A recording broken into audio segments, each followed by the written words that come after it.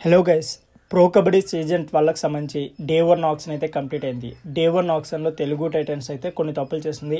కొంతమంది ప్లేయర్లను అయితే ఈ ఆక్షన్లో అన్ఎక్స్పెక్టెడ్గా బై చేసింది. సో ఇంతకే వాళ్ళు ఎవరో, అంతేకాకుండా తెలుగు టైటన్స్ ఈ ఆక్షన్లో చేసిన తప్పు ఏంటి, ఇలాంటి కంప్లీట్ డీటెయిల్స్ అయితే ఈ వీడియోలో చాలా క్లియర్గా మాట్లాడుకుందాం. దానికంటే ముందు ప్రో కబడ్డీకి సంబంధించి ఏ చిన్న అప్డేట్ అయినా సరే నాన్ స్టాప్గా మన ఛానల్లో వీడియోస్ వస్తూనే ఉంటాయి.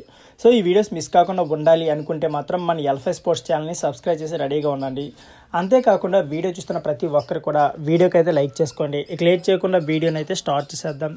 ముందుగా ప్రో కబడ్డీ సీజన్ 12 ఆక్షన్లో తెలుగు టైటన్స్ చేసిన తప్పు ఏదైనా ఉందంటే అది పవన్ శరావత్ను బై చేయకపోవడం. పవన్ శరావత్ అయితే తెలుగు టైటన్స్ తమిళ తలవేస్కి అయితే విడిచిపెట్టేసింది.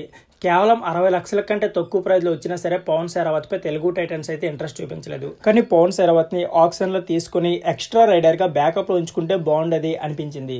సో మీకేమనిపించిందో కామెంట్ బాక్స్లో కామెంట్ చేసండి. అంతేకాకుండా ప్రో కబడ్డీ సీజన్ 12 ఆక్షన్లో తెలుగు టైటన్స్ అయితే దీపక్ హుడాని 81 లక్షలకైతే బై చేసింది. అంతేకాకుండా కార్నర్ డిఫెండర్ శివం సిండేని 80 లక్షలకైతే బై చేశారు. అంతేకాకుండా విజయ్ మాలిక్ పై ఎఫ్ఎం కార్డు యూజ్ చేసి విజయ్ మాలిక్ని అయితే మళ్ళీ టీంలోకి అయితే తీసుకున్నారు.